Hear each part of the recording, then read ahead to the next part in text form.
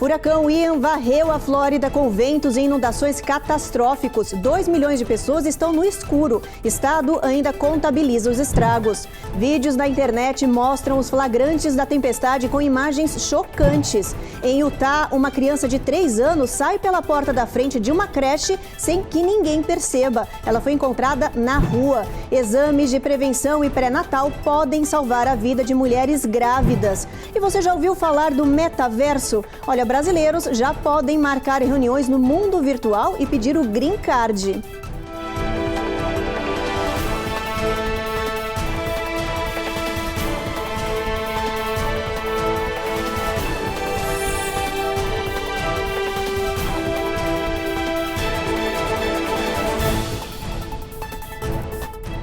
Boa noite. A edição de hoje começa com as notícias do poderoso furacão Ian, que atingiu ontem a região central da Flórida com vento e chuva recorde. Ian foi reduzido hoje de manhã a tempestade tropical, mas na passagem pelo estado deixou um rastro de destruição e muita inundação, como não era visto há décadas. Logo cedo, o governador Ron DeSantis anunciou que a Operação Rescaldo já estava em andamento. Ele disse que a chuva e os ventos intensos provocaram estragos e inundações nunca vistos em 500 anos. A chefe da FEMA, Agência Federal de Emergência, avisou que as equipes já estavam resgatando famílias. Dean disse que eles possuem gasolina reserva para se locomover pelo ar, terra e mar, além de geradores de energia também. A agência tem ainda 4 milhões de comida e 4 milhões de garrafas de água para entregar a quem precisar.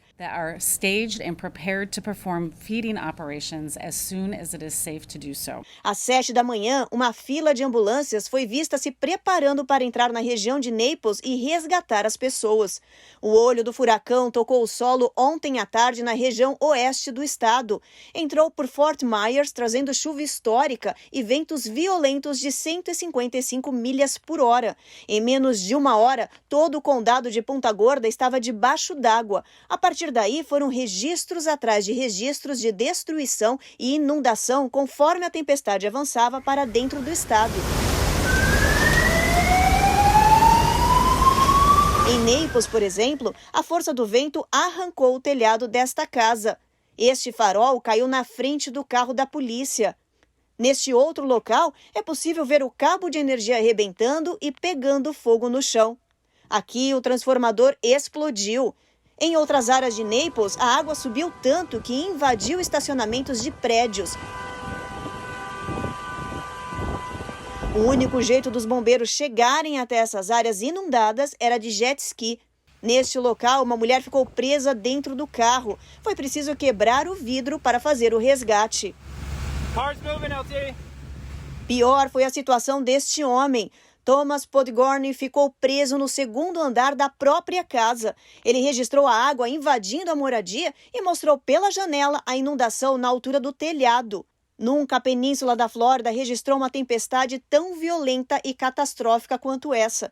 Por satélite é possível ver o tamanho do furacão que atingiu o estado e os raios dentro do olho. Ian avançou pela noite na Flórida, trazendo chuva forte e muita inundação. Esta mulher foi resgatada pelo repórter de uma televisão local em Orlando. Pela manhã, mais imagens de destruição. Esta ponte, a única que liga a ilha de Sanibel ao continente, desabou com a força das ondas. A rodovia Turnpike, que corta vários estados da costa leste, teve que ser fechada na altura de Orlando por causa de alagamento. Árvores e galhos caídos podiam ser vistos em diferentes lugares do estado, além de muita inundação. O furacão Ian deixou mais de 2 milhões de pessoas no escuro. O chefe do sistema de energia do estado anunciou que em algumas regiões o restabelecimento da luz vai demorar porque foi tudo destruído pelo furacão. Estas duas mulheres perderam tudo com a passagem da tempestade. Emocionada, uma delas diz: "Está tudo arruinado e vamos ter que recomeçar do nada. Sinceramente, por onde você começaria? Como e por onde você recomeçaria isso?" And then you have to start all over again. And honestly, where do you start?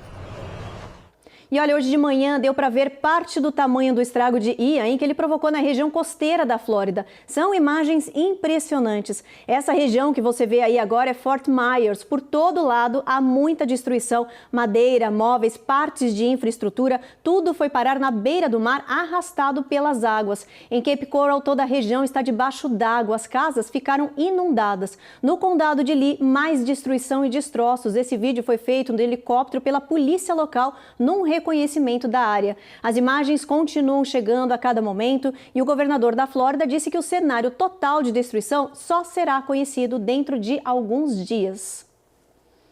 E olha, uma câmera de trânsito ficou ligada aí durante a tempestade e dá uma ideia do que foi a passagem do furacão Ian na Flórida. Esse vídeo mostra a rua vazia com o início da chuva. Note que com o passar do tempo vem o vento forte e a inundação. A água subiu cerca de 1 metro. A câmera gravou cerca de 30 minutos. Depois disso, parou por causa da violência da tempestade. E um repórter do Canal do Tempo resolveu enfrentar os ventos de 150 milhas por hora aí do Ian em Fort Myers. Ele foi atingido por um galho e quase foi arrastado pela ventania. Olha só. As imagens mostram o vento forte arrastando Jim Cantor. Ele mal consegue andar. Quando se posiciona para dar o boletim, um galho atinge o repórter em cheio e ele cai. Ao se levantar, Jim diz que está tão forte a tempestade que precisa sair do local. Ele caminha até uma placa de rua e se segura. Note que a outra placa atrás dele já está caída no chão. O repórter acabou sendo resgatado pelos próprios colegas. Eles foram para um abrigo.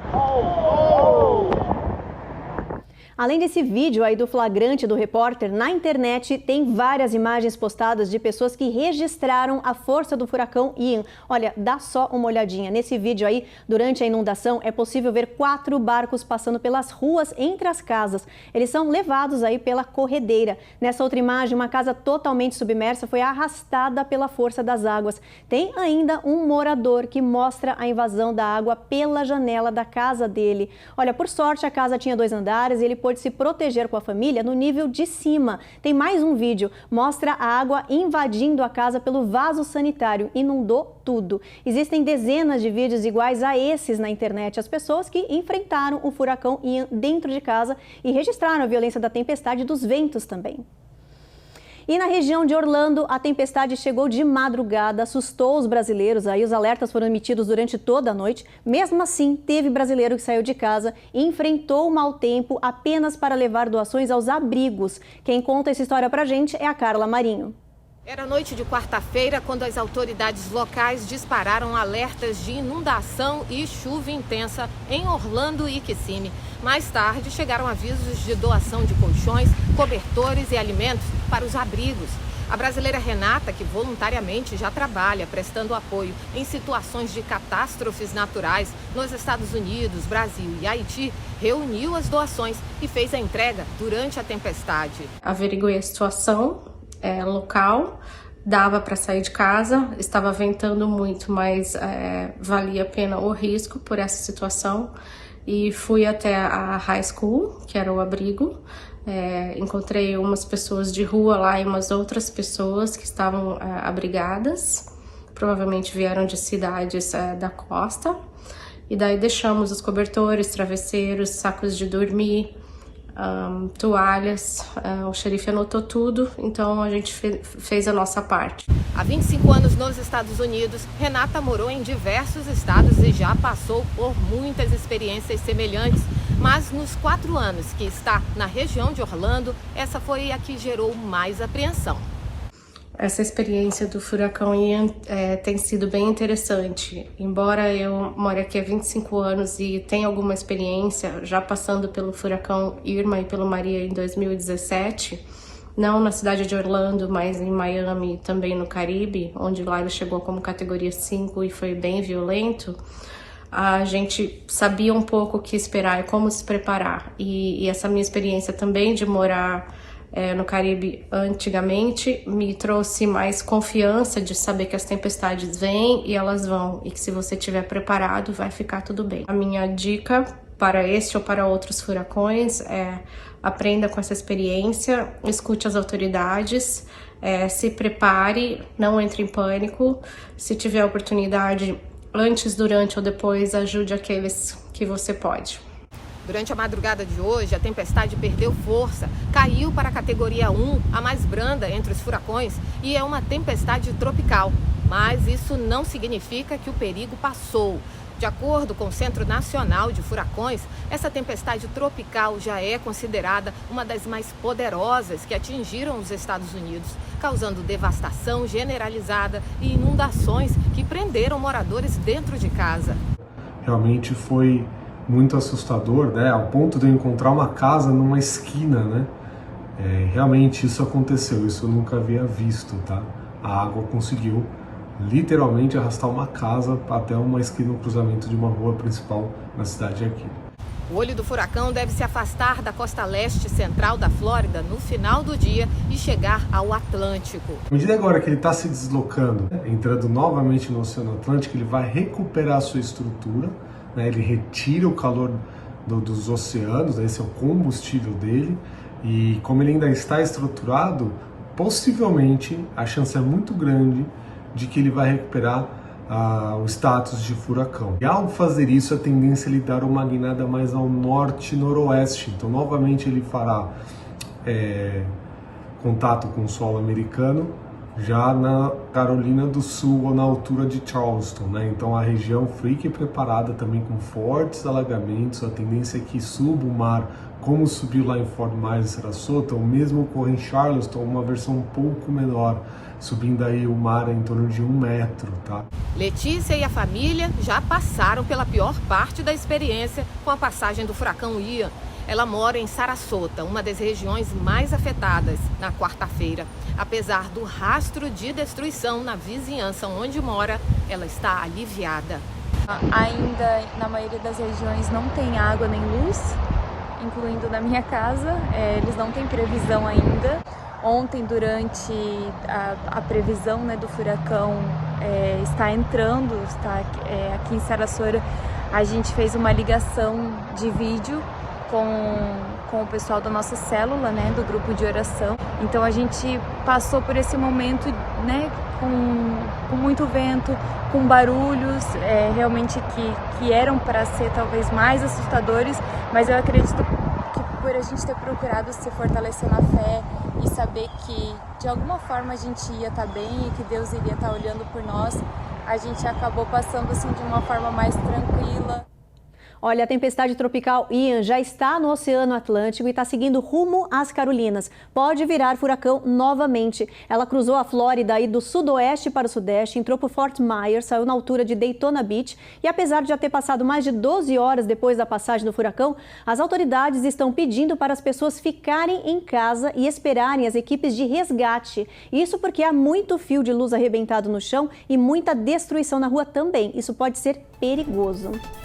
E no próximo bloco você vai ver que os brasileiros já podem pedir green card no metaverso, o universo digital. Já tem escritórios de advocacia que adotaram o sistema virtual.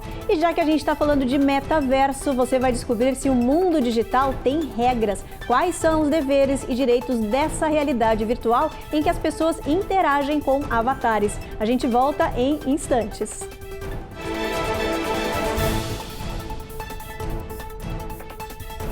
Américas no ar. Oferecimento Automate Car Solutions. Excelência na compra do seu carro é o nosso compromisso. Rejub Chef. Melhore agora sua qualidade de vida. Prime Shield. Precisando construir ou reformar seu ambiente? Temos o piso ideal para você. Acesse primeshield.com.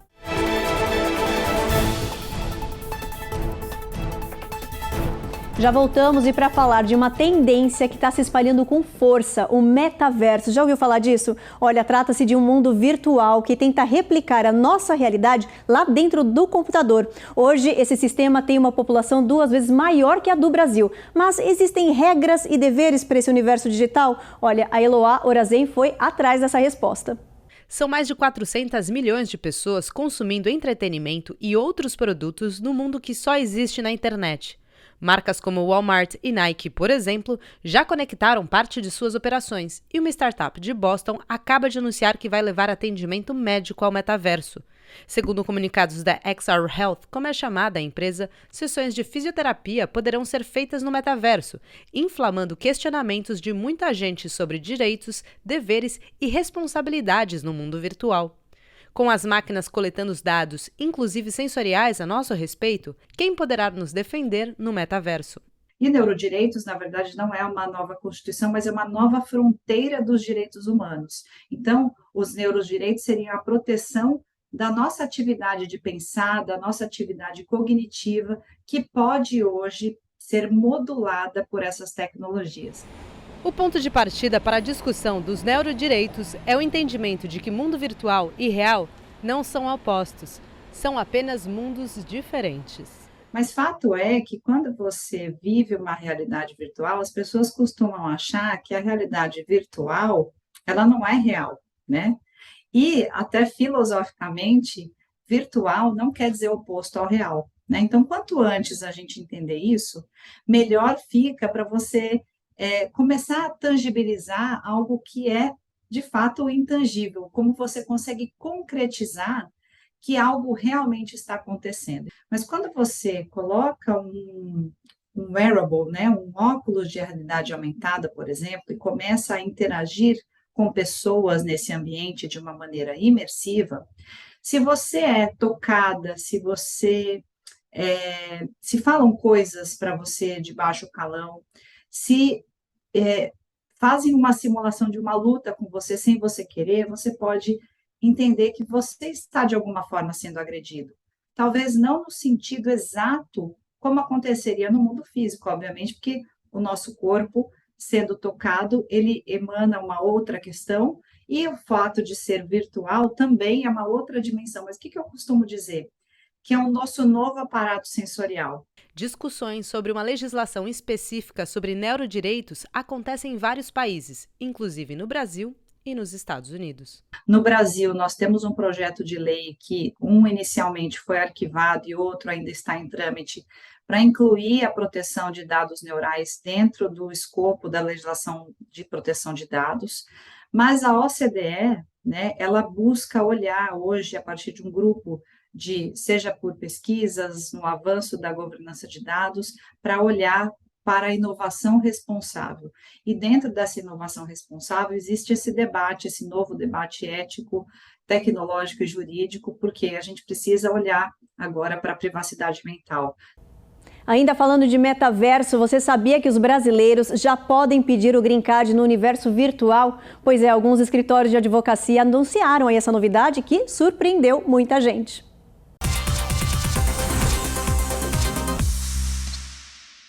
A mesma reunião para discutir documentos pode ser feita agora no metaverso. Os clientes escolhem um avatar e se encontram na sala virtual para interagir e conversar com os advogados. Eles dão consulta, explicações e orientações gratuitas sobre como morar, trabalhar e obter o Green Card, o documento de residência permanente nos Estados Unidos. Os escritórios alegam que hoje mais de 50% dos casos são realizados à distância. Então, ao invés de usar videoconferência, eles adotaram o metaverso para ter uma experiência muito mais imersiva. Os especialistas acreditam que esse sistema gera mais confiança nos clientes, tanto no processo migratório como no de Green Card. Segundo a consultoria de inteligência Gartner, num futuro próximo, pelo menos 25% das pessoas vão passar ao menos 1 hora por dia no metaverso, seja para compras, cursos, entretenimento ou interações sociais. E depois do intervalo, a gente te mostra que exames de prevenção e pré-natal podem salvar a vida de mulheres grávidas. Olha, anualmente 700 gestantes morrem durante ou logo depois do parto. A gente mostra também que uma menina de 3 anos saiu sozinha de dentro de uma creche pela porta da frente e ninguém viu. Você vai ver o desfecho dessa história impressionante já já.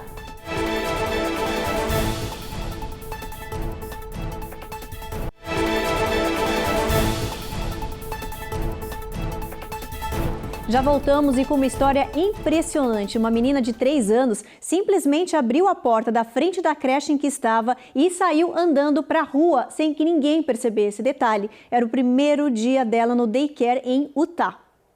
As câmeras de segurança mostram a menina saindo da sala, caminhando no corredor e passando pela recepção sem que ninguém notasse. Em segundos, ela chega à porta principal e decide ir para a rua. Ninguém impediu. A mãe, Brianna Evans, disse que horas depois de deixar a menina no daycare Clearfield de Utah, recebeu uma ligação de um comércio local dizendo que a filha estava lá sozinha.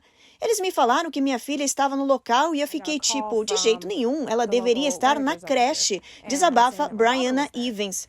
I was like, there's no way. I was like, she's supposed to be at daycare. Foi este homem, John Turman, um bom samaritano, que viu a menina sozinha na rua e decidiu ajudar. Ele disse que seguiu a garotinha até o comércio local e comprou alguma coisa para mantê-la ocupada. Depois, chamou a polícia e um dos funcionários. Por sorte, o trabalhador reconheceu a menina e ligou para a mãe. Brianna conta que ficou chocada e inconformada com a história. Quando chegou no comércio, ela ligou para a escola e perguntou como estava a filha. O daycare respondeu que a menina estava bem, se divertindo na sala de brinquedos. Inconformada, a mãe falou, é mesmo? Sério? Porque ela está aqui agora do meu lado. Brianna teve acesso às imagens das câmeras de segurança e questionou a creche, como ninguém notou a menina saindo. Ela decidiu contar a história para alertar outras mães sobre os daycares que elas escolhem. É preciso ter segurança no espaço. Ela lembrou que, por sorte, este incidente terminou bem, mas poderia ter tido outro final desesperador. Mudando de assunto, um relatório apontou que o alto número de mulheres grávidas que morrem por complicações poderia ser evitado com exames de pré-natal, check-ups de rotina e estilo de vida mais saudável. Anualmente, cerca de 700 mulheres morrem de complicações relacionadas à gravidez nos Estados Unidos. A grande maioria no puerpério, também conhecido como período de resguardo da fase pós-parto. Segundo o CDC, o Centro de Controle de Doenças, 22% das mortes acontecem nas novas mamães durante a gravidez, 25% enquanto elas estão dando à luz ou uma semana depois do nascimento da criança. Mais de 50% morrem de uma semana a um ano após a gravidez por terceiras causas, como problemas cardíacos, saúde mental, como depressão, por exemplo, ou até hemorragia. Segundo a doutora Tara Narula, o dado é trágico, porque 84% dessas mortes poderiam ter sido evitadas. Para os especialistas, as saídas são exames pré-natais que podem verificar a saúde do bebê e da mamãe, a realização de check-ups rotineiros na mamãe para verificar doenças e a disponibilização de aconselhamentos psicológicos. A alimentação saudável e exercícios também podem ajudar a combater o misto de emoções no pós-parto. A doutora Narula diz que há uma campanha chamada Hear Her, que significa Ouça Ela. Esse programa educa as mulheres sobre sinais de alerta e perigos que podem ser usados durante e depois da gravidez.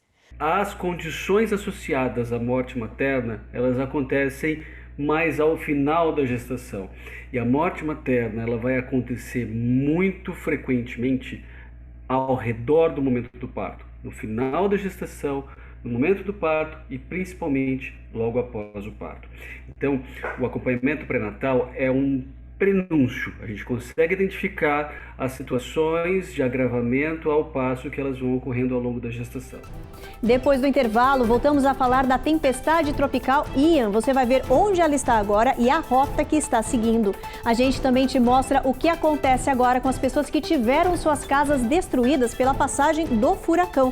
Nós conversamos com uma especialista em seguros que explica os próximos passos. A gente volta já já.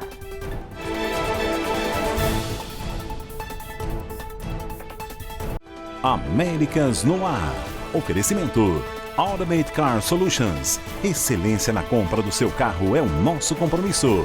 Rejub Shep. Melhore agora sua qualidade de vida. Prime Shield. Precisando construir ou reformar seu ambiente? Temos o piso ideal para você. Acesse primeshield.com.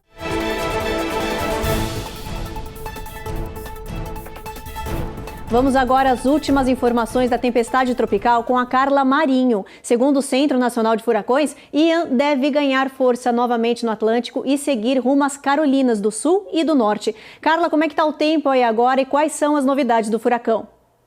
Oi, Ruth. Pelo menos agora a chuva e a ventania deram uma trégua aqui na região de Kissimmee. Mas em alguns lugares da cidade de Orlando, o tempo continua feio, com muita chuva e ventos de mais de 100 km por hora. De acordo com o Centro de Monitoramento, a tempestade tropical Ian está mantendo a rota prevista rumo ao Atlântico, mas com previsão de retornar ao território americano em direção às Carolinas do Norte e do Sul. Depois de pegar força e subir para a categoria 1 de furacão, Ian deve tocar o solo já na Carolina do Sul, na cidade de Charleston, na manhã desta sexta-feira. Olha, hoje o presidente Joe Biden também visitou a sede da FEMA, a Agência Federal de Gerenciamento de Emergências em Washington, D.C., enquanto os esforços de busca e resgate estavam em andamento aqui na Flórida. O presidente alertou sobre a possibilidade do que ele chamou de perda substancial de vidas e prometeu toda a força do governo federal para ajudar a Flórida a se recuperar desde que está entre os piores desastres naturais da história dos Estados Unidos. Fica aí então um alerta para a região das Carolinas. Vamos ver como é que vai estar o tempo amanhã em todo o país, o clima? Vamos dar uma olhadinha? Olha, Boston, tempo encoberto aí, sol entre nuvens, mínima de 48, tempo encoberto também em Nova York, chuva em Washington, mínima de 59, Orlando e Miami, sol entre nuvens, mínima de 64, máxima de 76 graus Fahrenheit. Dallas e Houston, sol forte, máxima de 85, mínima de 58 graus Fahrenheit. Em Washington, vamos dar uma olhadinha em Seattle, tempo encoberto, mínima de 54, máxima de 69, São Francisco, sol forte aí, máxima de 72, Los Angeles também bastante calor, máxima de 82, e Las Vegas, sol forte, máxima de 97, mínima de 70 graus Fahrenheit. E olha, antes da gente encerrar o jornal, a gente conversou com uma especialista de seguros em residências aí, que explicou pra gente o que acontece com as pessoas que tiveram as casas destruídas pelo furacão e o que elas devem fazer a partir de agora. Olha só. Nesse momento, muita gente abre a reclamação ao mesmo tempo, liga na seguradora e não consegue ter assistência. Entender que nesse momento não é a seguradora que tem que ligar primeiro, você precisa primeiro verificar o problema, se for vazamento de água, desligar, estar safety, né, estar seguro e documentar tudo o que está ocorrendo, com hora, data exata do que aconteceu, como aconteceu, tirar fotos se possível, que isso vai ser a sua prova do que está acontecendo para a gente poder documentar isso e encaminhar a seguradora. O processo, a gente auxilia o cliente ao que deve ser feito, como deve ser feito, e a gente aciona a seguradora. A seguradora vai avaliar o processo, vai uma pessoa encaminhada para a seguradora para avaliar, e aí é determinado quanto que vai pagar, quais são os custos, e todo o processo segue adiante. A indicação de chamar um advogado segue em caso você não esteja contente com o valor ou com a cobertura mencionada. Aí sim a gente indica a contratação de um advogado, de um especialista nessa área, para que possa continuar com o processo. O Jornal Américas no Ar termina aqui. A gente espera vocês amanhã às 7h30 da noite. Vocês já sabem, a gente chega sempre depois do Cidade Alerta. Você fica agora então com mais um episódio da 4ª temporada da série Reis. Boa noite.